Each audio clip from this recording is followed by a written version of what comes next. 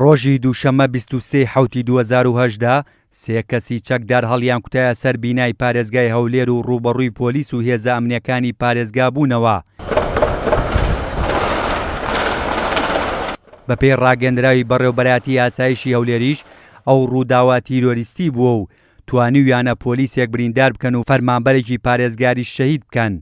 بەپێی ڕاگەندراوی دەستگا ئەمنیەکانی شاری هەولێر ئەو پەلامارە لەلایەن سێ چەکدارەوە ئەنجام دراوە کە کورد بوون و نیشتەجێی پارێزگای هەولێر بوون و تەمەنیان لە نێوان 16 بۆ 18 ساڵدایە. بەپێی ئەو وێنانەی بڵاو کراونەتەوە ئەو سێ چەکدارە بە دەمانچە و بە جلوبەرگی ئاسایی و بەبێ گول لە نەبڕ هێرشیان کردووەتە سەر بینای پارێزگای هەولێر. لە ماوەی چەند ساڵی ڕابردوودا لە ڕێگەی چەند تەقینەوەیەک لە ناوچە جیاجیەکانی هەرێمی کوردستان هەوڵی تێکدانی ڕەوشی ئاسایشی هەرێم دراوە.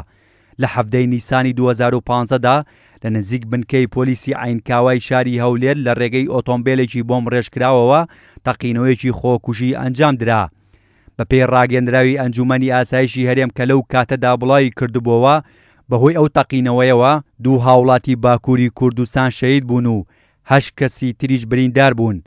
هەروەها ئەنجومەنی ئاسایشی هەرێم ئاشکرای کرد ئەنجامدەرانی تەقینەوەکە 4 کەسیان دانیشتووی هەولێرن و ئەوی تریان دانیشتووی شاری کەرکووکە و بەڕەگەز عەرەبە.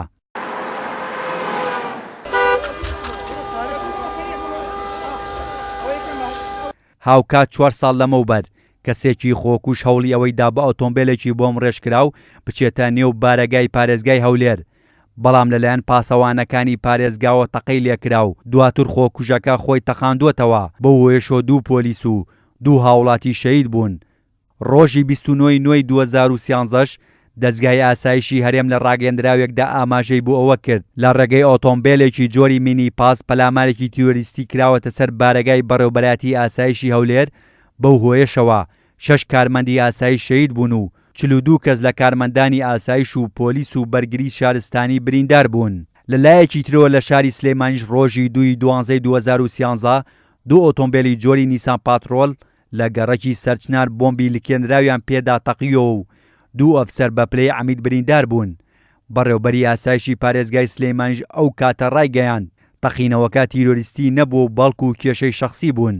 هەروەها ڕۆژی 14 حوتی 2014ش خۆکوژێک بە ئۆتۆمبیلێکی بارهەڵگری بۆم ڕێژکراو لە گوندێکی سەر بە ناحیەی قەرەتەپە خۆی بە فەوجی 1 لیوای 136 پێشمەرگەدا تەقاندەوە و بەو هۆیەوە 2 پێشمەرگە شەهید بوون و 15 تریش بریندار بوون.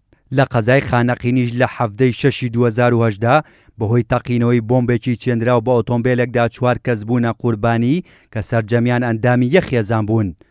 لە چەند ساڵی ڕابردوودا هەمیشە هەوڵی ئەوە دراوە ڕەوشی ئاسایشی شارەکانی هەرێم تێک بدرێت و هاوڵاتیان لە ترس و دڵە ڕاوکێدا بمێننەوە، بەڵام دەستگا ئاسایشەکانی هەرێم توانیویانە هەموو ئەو هەوڵانە پوچەڵ بکەنە و ئارامی هەرێمی کوردستان بپارێزن.